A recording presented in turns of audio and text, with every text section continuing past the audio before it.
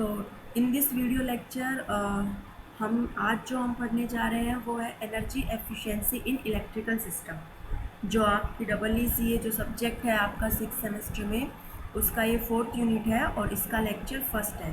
तो क्या हम पढ़ रहे हैं? Energy efficiency in electrical system. तो energy efficiency in electrical system में सबसे पहला जो टॉपिक आता है वो आता है इलेक्ट्रिसिटी बिलिंग।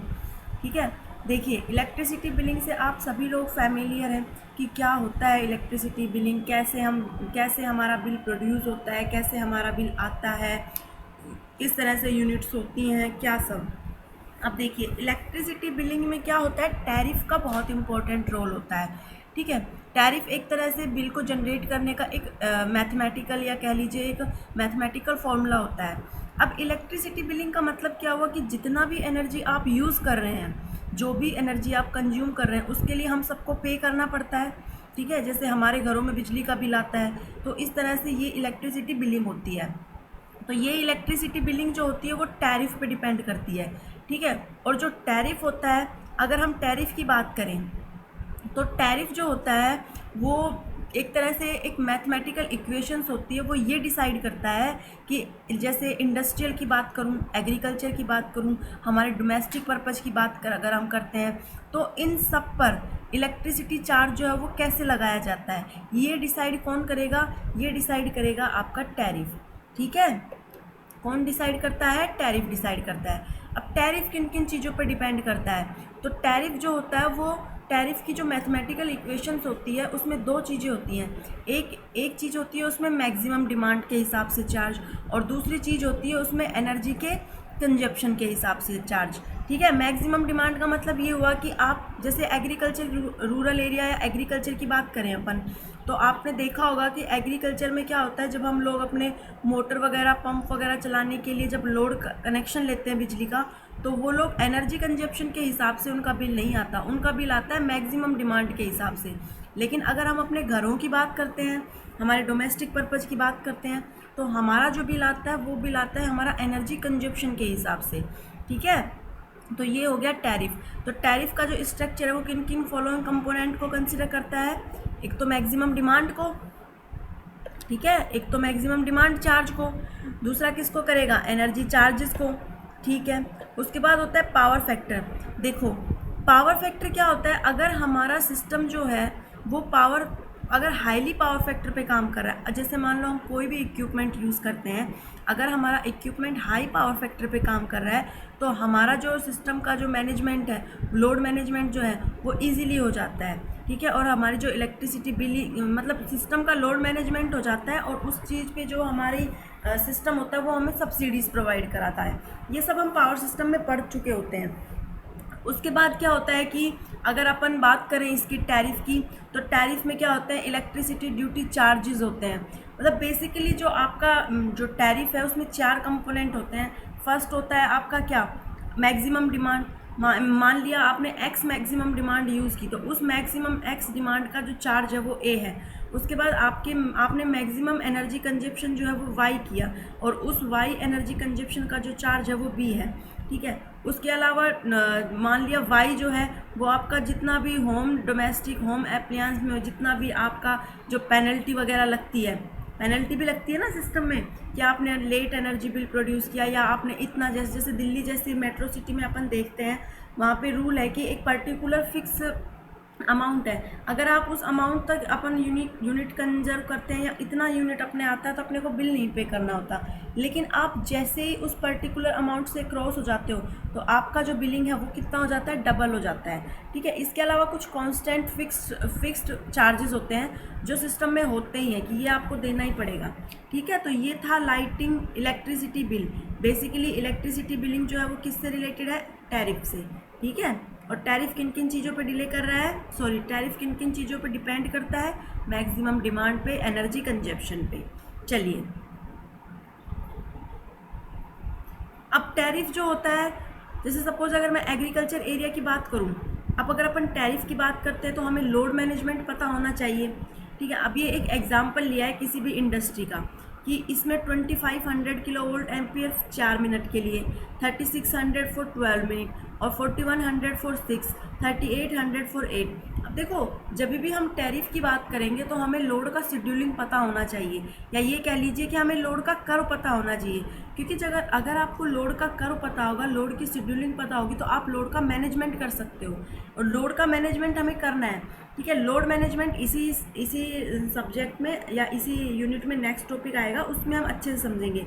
बेसिकली यहाँ पे इतना समझ लीजिए, लोड मैनेजमेंट का मतलब ये है कि अगर किसी पर्टिकुलर टाइम पर, पीक टाइम पर लोड बहुत ज़्यादा हाई हो जाता है और उसी टाइम हम भी अपनी अप्लायंसेस यूज़ करें, मतलब उस पर्टिकुलर टाइम में, जैसे डे टाइम की बात करें 9 to 5, तो 9 to 5 टाइम पर जो लोड होता है वो पीक लोड होता है, ठीक है। तो हमें उस पीक लोड को कम करके जो अदर ऑफ पीक लोड है उनको क्या करना है, मेंटेन करना है। जैसे ये पावर कर्व आप देख रहे होंगे, ये पावर कर्व है, इसमें आपको दिख रहा होगा कि ये वाली जो लाइन है यहाँ पे इसका पीक है, ठीक है, यहाँ पे थोड़ा कम है, यहाँ पे थोड़ा कम है। तो लोड मैनेजमेंट क्या करेगा, ये जो आपको डॉटेड लाइन दिख रही है ना, ये डॉटेड, एक तो ये कर्व है, एक ये जो डॉटेड लाइन दिख रही है, इसको अज्यूम करके चलते हैं। तो इस लोड कर्व को हमें एक ऐसी लाइन की तरह ड्रॉ करना है, इस तरह से। मान लो कहीं बीच में अगर हम कर लेते हैं, अगर हम कहीं बीच में ड्रॉ कर लेते हैं ताकि वो एवरेज आ जाए दोनों का, ठीक है, तो वो लोड मैनेजमेंट हो जाता है। अब लोड मैनेजमेंट करने के लिए बहुत सारे फैक्टर्स होते हैं, ठीक है, जैसे लोड फैक्टर हो गया, यूटिलाइजेशन फैक्टर हो गया, डाइवर्सिटी फैक्टर हो गया, डिमांड फैक्टर हो गया, कैपेसिटी फैक्टर हो गया, ये सब हमको कैलकुलेट करना होता है। और जो टैरिफ है वो तो डिपेंड कर ही रहा है मैक्सिमम डिमांड और एनर्जी कंजप्शन पे, है ना। तो जब अपन लोड फैक्टर बनाते हैं या लोड फैक्टर को कैलकुलेट करते हैं तो हमारे जो सिस्टम का लोड मैनेजमेंट है या पी डेल कर्व है वो मैनेज हो जाता है, ओके। तो इस डायग्राम में यही देख रहे हैं कि किस तरह से ये डिमांड होती है, ये डिमांड का इंटरवल है। हमें इस पीक को नीचे लेके आना है और इस ऑफ पीक को थोड़ा ऊपर लेके आना है और एक इंटरमीडिएट लाइन ड्रॉ करनी है इनके बीच में, ताकि हमारा लोड मैनेजमेंट जो है वो एक स्ट्रेट लाइन में रहे, ओके। चलिए देखो, अब इसके बाद जब हमने ये सब कर लिया तो इसके बाद एक टेबल बनाई जाती है। वो टेबल, जैसे हमने इससे पहले हमने एनर्जी मैनेजमेंट एंड ऑडिट के वीडियो लेक्चर देखे थे, तो जो एनर्जी मैनेजमेंट के वीडियो लेक्चर जो अपन ने देखे थे तो उसमें मैंने बताया था कि उसमें एक रिपोर्ट प्रिपेयर की जाती है।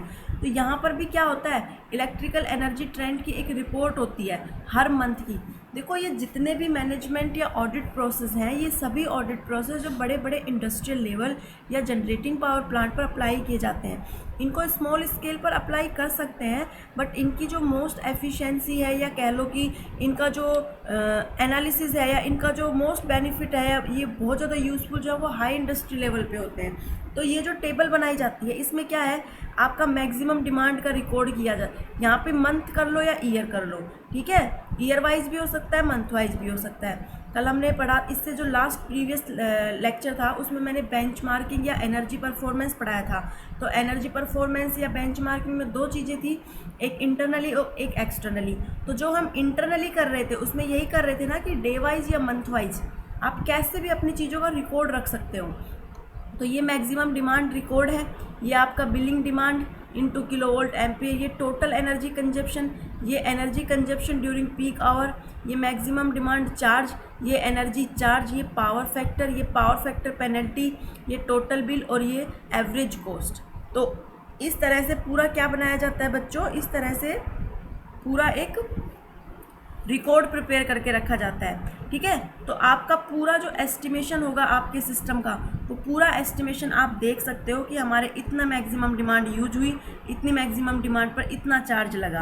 पावर फैक्टर, ये हम डिस्कस कर चुके हैं कि पावर फैक्टर जो होता है वो अगर आप लो पावर फैक्टर पे किसी सिस्टम को रन करा रहे हो तो उसमें लॉसेस ज़्यादा होते हैं। इसलिए जो हमारी इंडस्ट्रीज़ है या जो जनरेटिंग प्लांट है, जो हमारा सिस्टम है, वो हमें कहता है कि आप अपने लोड को हायर पावर फैक्टर पर चलाइए। अगर आप अपने लोड को हायर पावर फैक्टर पर चलाते हैं तो वो प्रोवाइड कराते हैं सब्सिडीज़, ठीक है। तो अगर वो हाई पावर फैक्टर पर लोड चलाने पर सब्सिडी प्रोवाइड कराएंगे, इसका मतलब जो ऑफ पीक टाइम पीरियड है वो उसमें कहेंगे कि आप यहाँ पे अपना लोड चलाइए। जैसे सपोज़ अगर हम अपने घर की बात करते हैं, इंडस्ट्री की बात छोड़िए, घर की बात करते हैं चलो, तो घरों में क्या होता है, जैसे हमें एसी चलाना है, फ्रिज, अब जैसे वॉशिंग मशीन चलानी है तो ज़रूरी नहीं है कि वॉशिंग मशीन सुबह सुबह ही चलाई जाए, क्योंकि डे टाइम पर तो वैसे भी लोड बहुत ज़्यादा होता है। तो आप अपनी वॉशिंग मशीन को ऑफ टाइम पीरियड में चलाइए, जैसे रात को चला लीजिए, ठीक है। तो ये सारी चीज़ें हैं जो लोड मैनेजमेंट के लिए अप्लाई की जाती हैं, ओके। और ये पूरा पर्टिकुलर क्या है, रिकॉर्ड है। अब नेक्स्ट,